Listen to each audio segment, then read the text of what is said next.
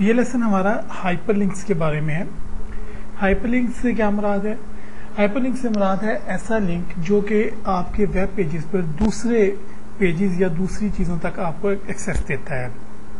Hyperlinks दो तरह के हो सकते हैं, इंटरनल हाइपरलिंक्स होते हैं और एक्सटर्नल हाइपरलिंक्स होते हैं। एक्सटर्नल हाइपरलिंक्स जो होते हैं वो ऐसे ऑनलाइन वेबसाइट्स या पेजेस पर मुश्तमिल हो सकते हैं जो कि दूसरी वेबसाइट्स या दूसरे पेजेस होंगे जो कि आपकी वेबसाइट के अंदर शामिल नहीं होते। जैसे कि हम कोई और वेबसाइट का लिंक अपनी वेबसाइट में देना चाहते हैं तो आपका जो है ये एक एक्सटर्नल लिंक कहलाएगा। इसी तरह से कोई इमेज है या कोई मल्टीमीडिया चीज़ है जो आप अपनी वेबसाइट में अटैच करना चाहते हैं तो वो आपका एक्सटर्नल लिंक कहलाएगा।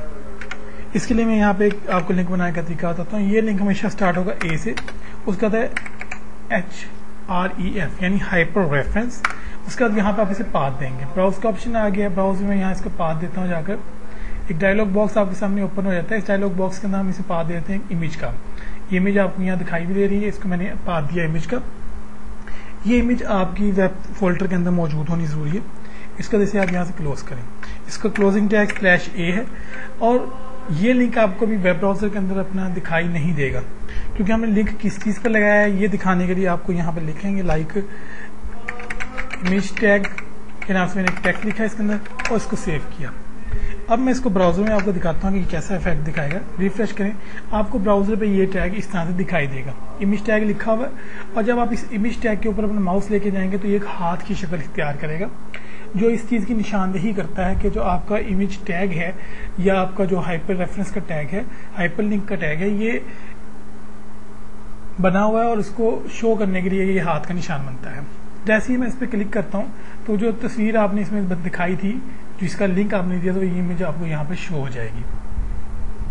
चलते हैं वापस अपने ब्राउजर के अंदर।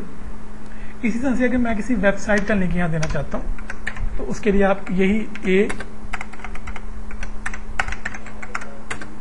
Hyper reference. अब यहाँ पर आप उस लिंक का नाम लिखेंगे जो लिंक आप यहाँ पे अटैच करवाना चाहते हैं। लाइक मैं एक वेबसाइट का लिंक देना चाहता हूँ http://www.tadrisonline.com। ये पूरा आपको यहाँ पे लिखना पड़ेगा। उसके बाद आप इसको क्लोज कर देंगे और इसके दरमियान लिखेंगे वेबसाइट लिंक।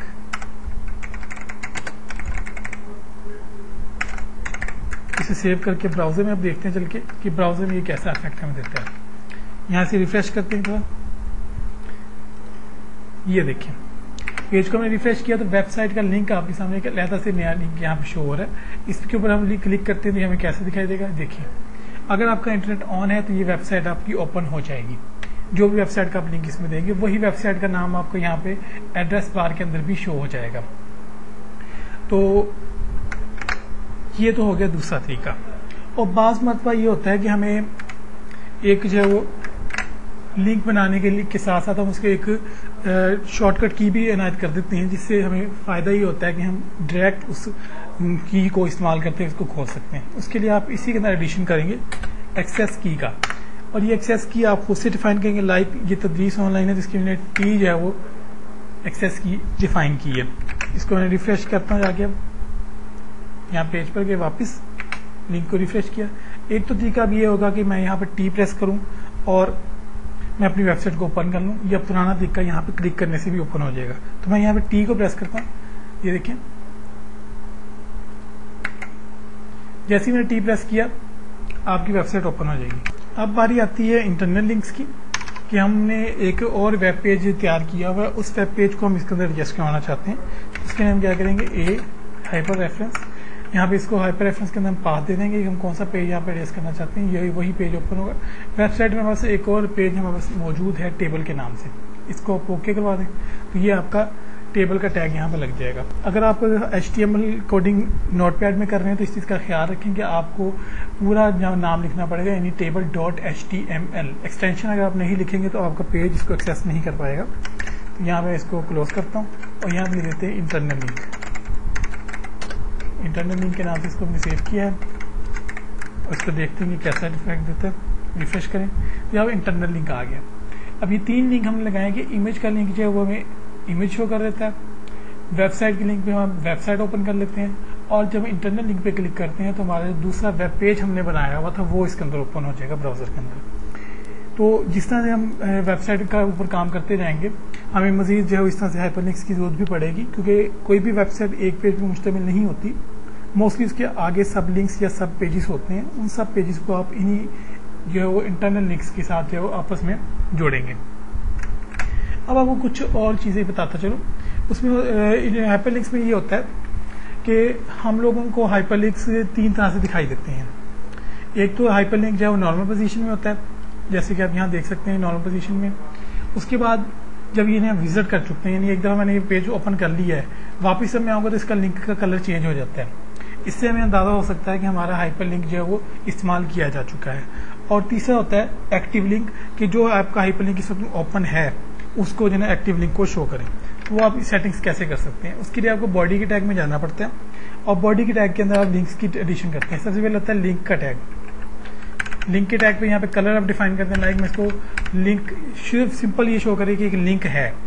यहाँ पे ये नहीं शो करना हमें कि ये लिंक विजिट हुआ या नहीं हुआ, सिर्फ हमें ये पता चले कि एक हाइपर लिंक है, उसके लिए हम इसे कलर करते हैं ब्लू का। उसके बाद